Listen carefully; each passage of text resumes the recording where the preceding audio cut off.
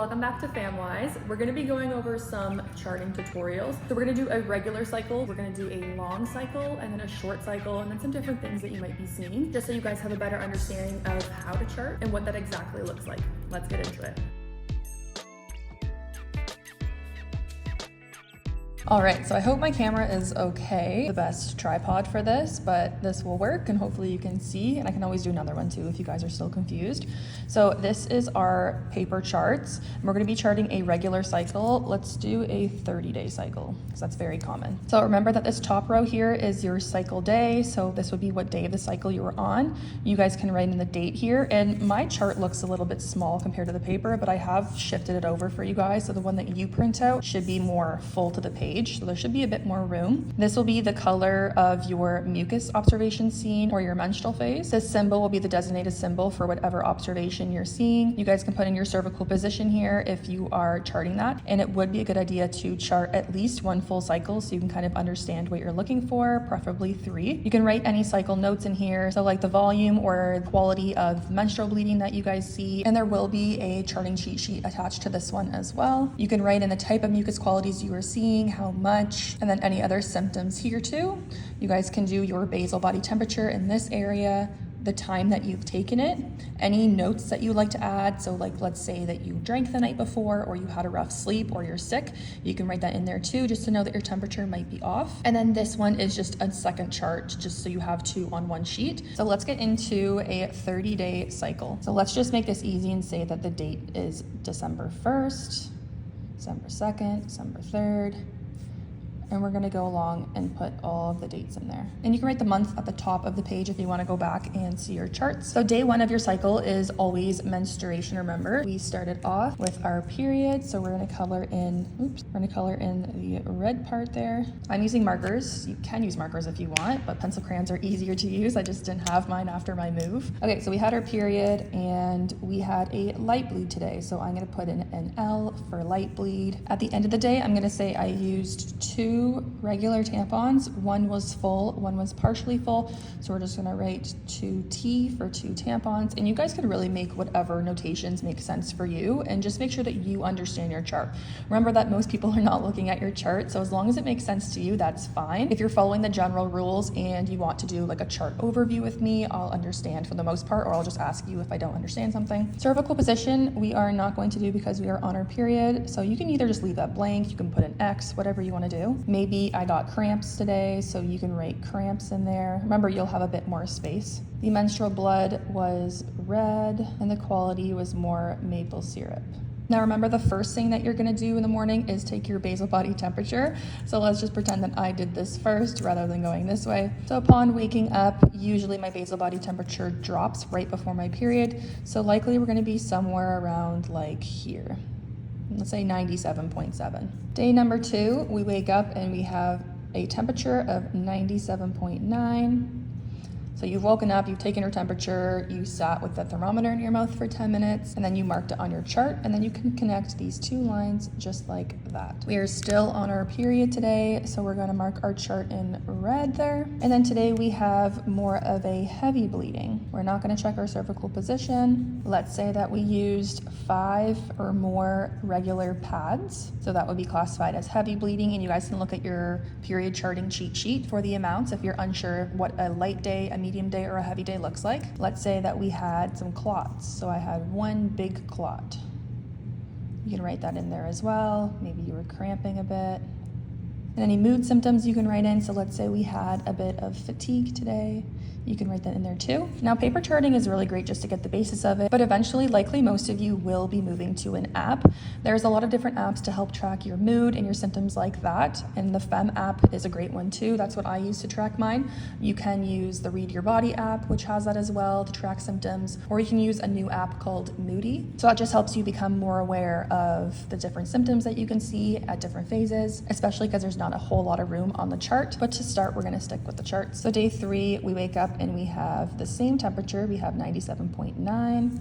So we're gonna connect those. We're gonna write in what time we took our temperature at. So let's say it was 9 a.m. We are still on our period today, and it is a medium bleed. And we're only gonna know that by the end of the day, right? You have to see how heavy it was throughout the day, how many tampons did you use. So let's say I used 3 tampons today. It was bright red, and I had a headache. Again, we're not gonna check cervical position because we're on our period. Now, day 4, we wake up and our temperature is 97.6. Oops, 97.6. Let's just do 2 days of that then. So we're gonna connect that. We're still on our period, but it is getting lighter because we've only had 2 tampons today. So we're gonna put light there. We're not gonna do a cervical check. Consistency was more thin, and we feel like our energy is increasing today. So we're gonna write that in there too. The next day we wake up and we also have 97.6. Let's just say we took that at 9 a.m. And we see brown bleeding today. So our period is getting to the end. Sometimes you can get that brown bleeding at the end just as the old blood kind of gets out. And it may just be a bit more slow moving blood, so that's why it couldn't turn brown. So we're gonna put a symbol for B there. And then we can write in that we used 1 tampon. And then you can write in any other symptoms and stuff that you guys see. The next day, our temperature we took was 97.8. We took that at 8 a.m. And if you're taking your temperature like within the same range, that's okay. It doesn't have to be the exact same time every time, but write that in there. You kind of want to keep it between a few hours because remember, the longer you sleep past that usual time, the more your temperature can increase. So today, let's say that we saw some spotting. So we're gonna do our little dots there. And we're gonna put an S for spotting.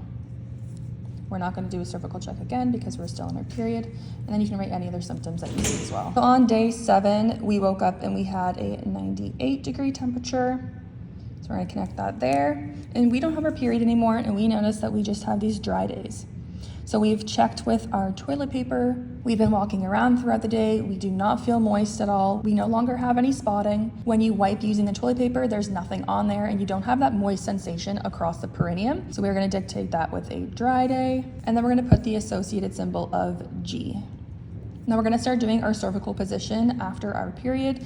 So when we checked, we realized it was low and closed. We're just gonna put a little dot at the bottom of that square there. And you can write any other symptoms that you guys have throughout the day. And then let's say that you checked your temperature around 9 a.m. the next few days, and it was all hovering around the same.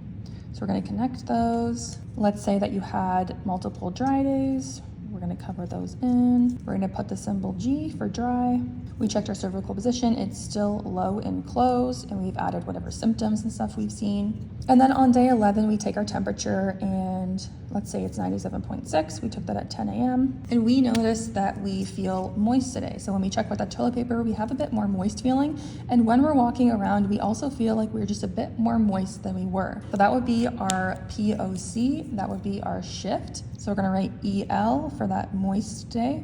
When we check our cervix, it's still low and closed to us. You can write whatever symptoms you see. You can write how many times you've checked throughout the day for your mucus. Let's say like I checked twice and I felt that moist sensation twice. So because you have an EL day, remember any shift to EL or ES mucus from your period or a dry day would be your point of change. So I'm gonna write POC over top of that EL coloring. Now, if you want, you can do this. So this would now be the opening of your fertile window. Remember that POC is your fertile window. So this would be our pre-ovulatory phase. This is our start of our ovulatory phase. And then the next day we check our temperature and it is 97.8. So we're gonna connect that. Let's say we took it at 9 a.m. We still just feel moist, so we don't see any slippery, clear, or lubricative or fluid mucus yet. We just have that feeling of moisture. So again, we're gonna do an EL day. We're gonna check our cervix and it still kind of feels around that same point, write whatever symptoms. The next day we take our temperature, we're at 97.6. And we notice that when we wipe, we see clear mucus and it seems to be a bit more abundant than it was in the previous days with just the moisture. So at the end of the day, we are gonna dictate this as an ES day. So we have our dark blue for ES, and then we're gonna write an ES in our charting symbol. When we check our cervical position, it feels around the same, but it feels like it might be a bit more high. So we can put a slightly open circle there right in the middle. to dictate that it might be rising a bit. And then we can write in any symptoms we have. We can also write in what type of ES qualities that we see. So we saw clear, so you can put C for clear. And then you can write in how many times per day that you notice that or anything like that. So let's say 3 times. The next day we took our temperature, let's say 7 a.m. and we had a 97.5. We noticed that ES mucus again throughout the day, it's clear and we're starting to get a little bit of stretch. So we can write ES in there. Our cervical position is around the same. Our mucus is clear and we have a little bit of stretch. So you can put S for stretchy. And you can write like how far it stretches. So whether it's like an inch or if it's like a couple, if you have just like a 1/4 inch. So let's say we had about 1 inch. And you can write also how many times you can stretch it without it breaking. So you can write that in there as well. So let's say maybe I did it 3 times. And whatever really makes sense to you. Again, like don't overcomplicate it, but whatever different cycle notes will help you interpret your charts better is what you should be writing in. So again, we take our temperature, let's say 9 a.m. and we have 97.7 in the morning. So we're gonna connect those. Throughout the day, we're walking around and we see that egg white, stretchy, clear, and lubricative mucus. So we're gonna put ES at the end of the day with our dark blue color. Write in our symbol. Cervical position is now high and open. And you can write in whatever cycle notes. You can write in how many times you've seen that ES mucus, again with a stretch quality. You can also write in that you saw clear, stretchy, and lubricative mucus. You had that egg white. You can even write like egg if that makes sense to you. And on the next day, we also have an ES day. Maybe we're getting that really fluid, watery mucus. So you can write W for watery if that works. It's clear, lubricative. Oh, our temperature. Let's say that we had 97.6. Let's do that. Write in your cycle notation. And we had a high and open cervix. Now the next day we woke up and we took our temperature and we noticed that our temperature was 98.1. So we're going to connect that there. And we noticed that we don't really have any mucus today. So it seems like things have kind of dried up. So you all really remember that progesterone is rising very rapidly and that's going to drive your mucus. So perhaps you don't notice any mucus today. It just seems like all of a sudden it has gone. It's no longer stretchy, clear, or lubricative, or very fluid. And when you wipe, there's nothing there. So we're gonna go ahead and deem that a dry day. Now, because day 16 was our last day of any ES mucus, and we're on our dry day, we are going to label that our peak day. Now you can write it over top, you can write it right over top of the day, whatever you want to do. And then we're going to start our count of 3 days. Remember, because after peak day, we have to count 3 days for us to be outside of our ovulatory window. And then we're also going to cross-check that with our temperature. So our temperature did rise a little bit. So now we're thinking, hey, maybe we might have ovulated. So this would be day 1 of our peak plus 3. We're going to put our symbol G because we had a dry day all day. And we notice our cervical position has dropped. So now it is low and closed. So we're going to write that in there too. That's a very good indicator that ovulation likely occurred. You can write in any other symptoms that you might be noticing. And then the next day, let's say we take our temperature at 9 a.m. again, and now we're at 98.4. So we're going to attach that. Again, we're going to look out for any mucus. We don't notice any throughout the day. We don't notice any moist sensation when we're walking around. When we check with our toilet paper, there's nothing there. So at the end of the day, we're going to put a G day again. We're going to fill in our appropriate symbol. You can check your cervical position again. It's going to be low and closed. Any symptoms that you want to put in there. Then we add our count. This is our second day of peak plus 3. Our next day, we have a temperature of 98.5, so we can connect those there. Let's say we took it at 9 a.m. And now we've had officially 3 risen temperatures above the previous 6. So we have 1, 2, 3, 4, 5, 6. These are all above those 6. So now we can write our cover line above the highest of those 6. So that would be right here. So you can draw your cover line with a ruler or just freehand it, whatever works for you. So all of our temperatures for the post-ovulatory phase should stay above there. So let's say for the rest of the cycle, our temperatures are staying above the line. We notice a lot of G days. So we're gonna write that in there. Let's just say we had another one, just because my marker went over a bit. We wrote in any notes that we wanted to add. Let's say our temperature was kind of going like this. And then let's say we have more of like a moist sensation. Maybe we notice a bit of that kind of clear mucus coming back. That can be very common because right in the middle of your luteal phase, your estrogen does kind of peak a little bit. And depending on the amount of progesterone, you could see a little bit of mucus here. But if you've confirmed with your peak day, we've had our peak +3. Oh, we'll go back to this. Our peak +3. We've confirmed that our temperature has risen and our cervical position has shifted. So those are very good indicators that ovulation has occurred. So we don't need to classify this as fertile, but when you are first starting to chart, if that makes you feel more comfortable, we do recommend those first few cycles not to rely on this as your means of birth control, and then to treat these as your fertile days if you are. And then past that point, once you get very comfortable, you can leave these out as those fertile days and just dictate that ovulation has occurred and you can no longer get pregnant. Oops, I also meant to put this right here. You guys know what I mean. We have notes, and let's just say that we have a few dry days, and then we have another mucus day for a couple days. And that can be very common before your period as well, because remember that cervix has to open up a little bit for that period blood to come out. So we have a couple of those ES days that we're noticing too. You can write in any notes that you want to add. And then let's say that we got our period on the 31st, making our cycle 30 days long. So when you get your period, you're not going to continue the chart. You're going to start a whole new chart down below. So you can write that you got your period right there.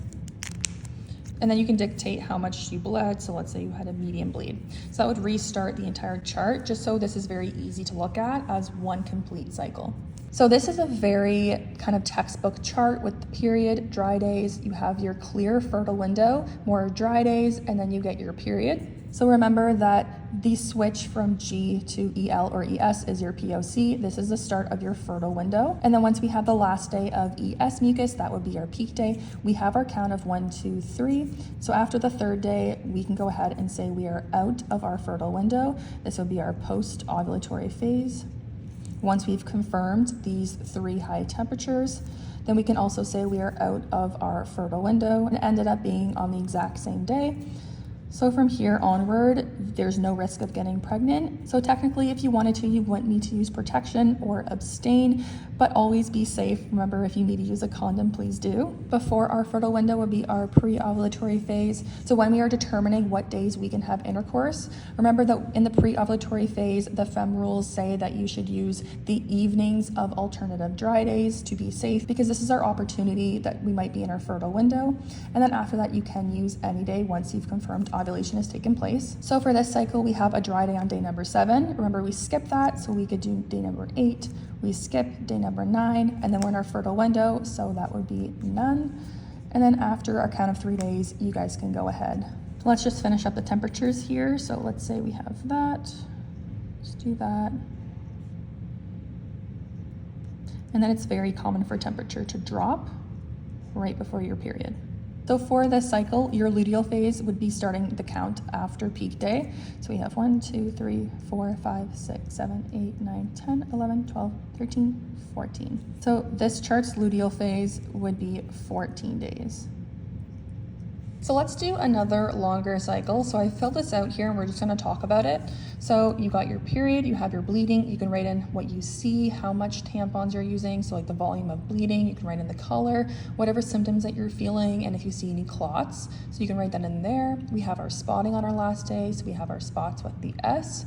We noticed that we had dry days here, and then we immediately went into ES mucus instead of EL mucus. So that is completely okay, that can be very normal. Just skip the EL days altogether as that rising estrogen occurs. You can write in the type of ES mucus you're seeing. So this one we have clear, clear, we have stretchy, clear, lubricative, stretchy, clear, stretchy and clear again. And then we have this like day that we just kind of noticed not much is going on. So maybe you're thinking this could be my peak day. This is the last day of ES mucus. And then we start our count of 3 days because we think that this might be our peak day. Because remember, this hasn't happened yet. So we can write in peak. And then the next day we see more ES mucus, which is watery and clear. So then we have to restart our count of 3 days on our last day of ES mucus. So we're actually going to restart it right here. So we have 1, 2, 3. And notice how on this day, we never noticed our increase in temperature. So we would assume that ovulation has not occurred yet. And then we get an increase in temperature right after on the 18th day of our cycle. So we have 3 risen temperatures above the previous 6. So we're gonna put our cover line right above the 98 there. And then our post-ovulatory temperatures will stay above that cover line. So we can confirm that ovulation has taken place after our count of 3 and after our 3 risen temperatures. So from day 21 and onward, we would be in our post-ovulatory phase. This would be our POC here. Day 10 is our POC. And remember, you can write that right on the color if you have space. This would be our pre-ovulatory phase. And then also notice that we had a day of spotting right before our period. So any day of spotting before your full bleed, you can keep in the same cycle because this wouldn't actually be day 1 of your period. So we have day 31 with spotting, and you can write in how many times you actually see that. And then once you get your full period, you can go ahead and start a completely new chart. Also notice on this chart that we have a risen temperature on day 8. And we've written on here that we had alcohol, we went out the day before, and that's likely why our temperature has risen. So it just kind of helps you determine your charts better and why that might be raised. Because remember, you can see a risen temperature if you have had alcohol and due to different things like travel, if you're sick and things like that. Temperature went back down and we didn't get a rise until ovulation. So let's cover if you might see a short cycle, which is less than 24 days. So this one is 23 days. So at the beginning, we do have 6 days of our period. We have medium and light bleeding. So that would be considered sufficient. And then you can see here we go right into EL mucus. So this can happen when the launch of FSH from your brain is developing that follicle very rapidly. So this can be normal as long as you're having a healthy long luteal phase and this is regular for you. Now, once in a while, you can see a shorter cycle due to stress. So if it's irregular for you and it keeps occurring, that might be something to look into, but also it could be very normal as well.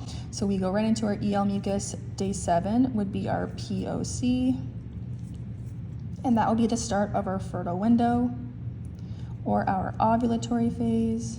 And then you can see how day 11 is our last day of ES mucus. So this would be our peak day.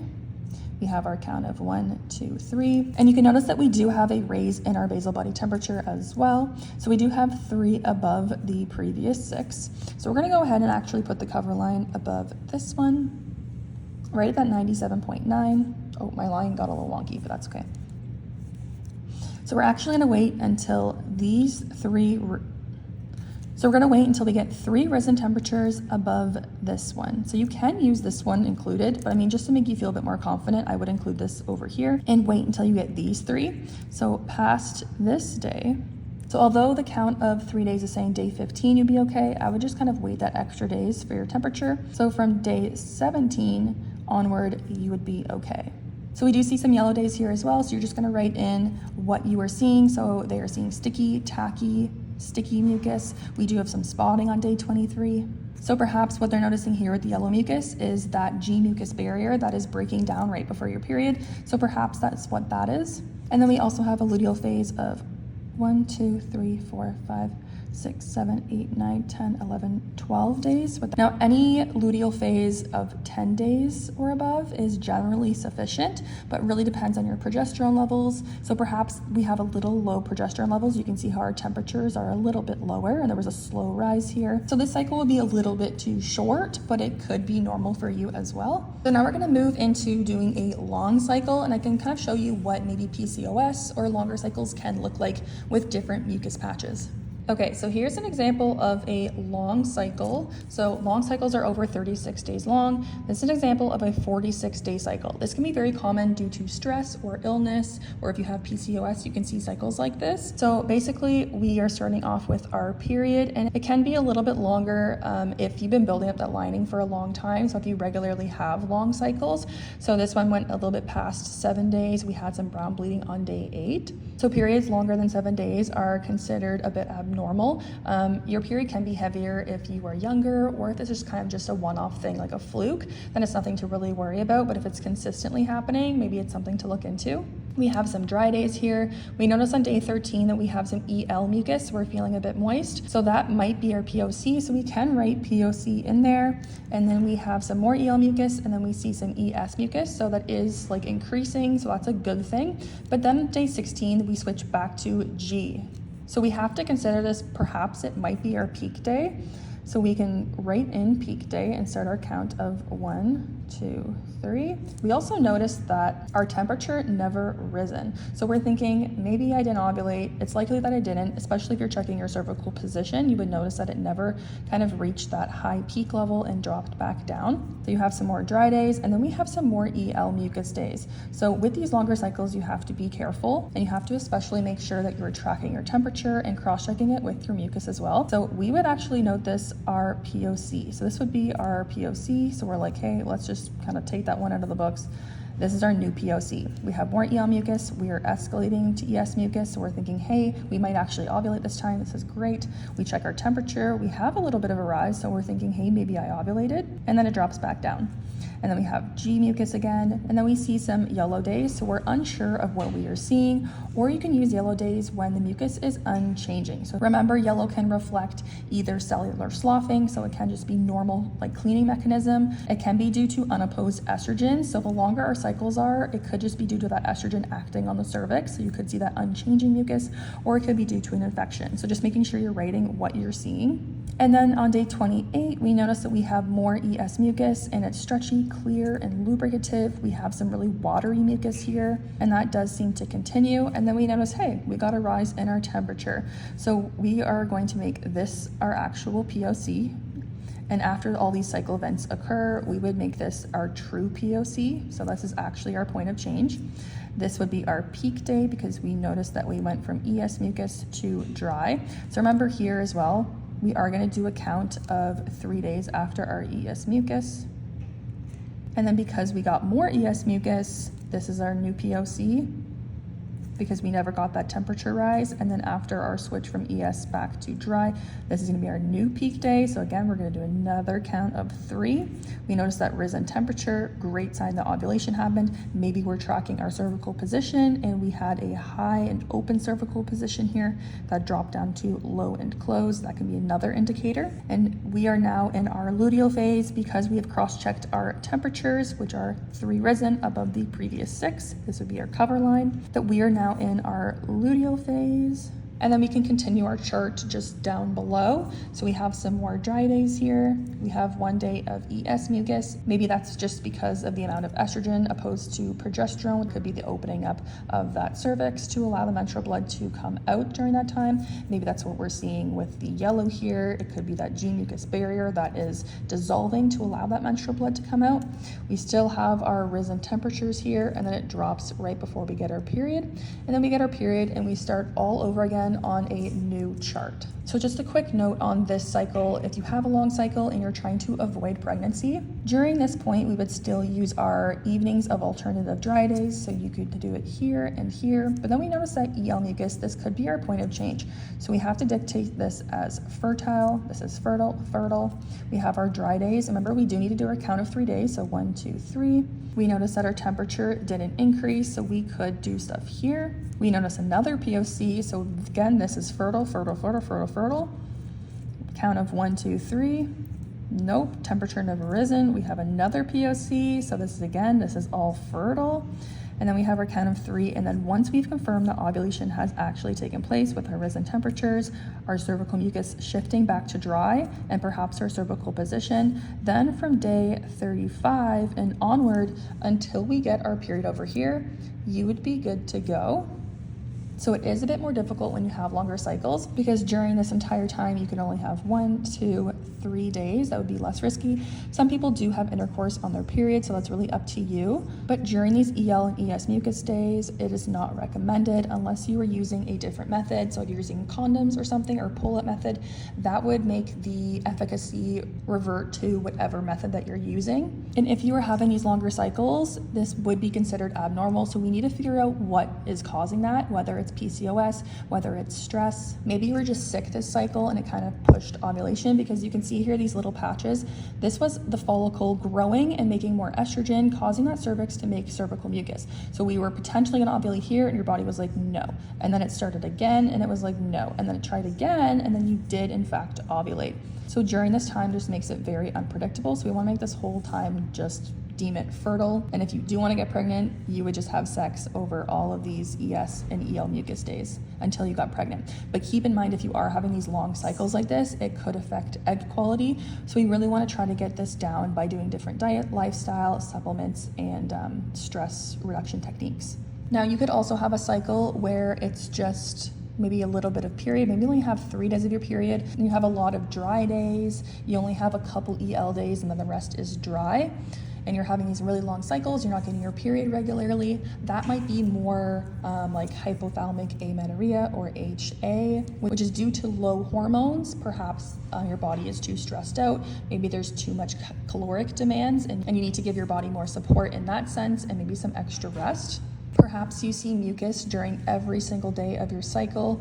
If you are seeing a lot of mucus and it's unchanging, again, you're going to use these yellow days because you can use that for unchanging mucus. Make sure you write what you're seeing. If you have any clear, stretchy, or lubricative mucus along with that, or really watery, you can write in dark blue as well. So you can kind of do a half and half thing.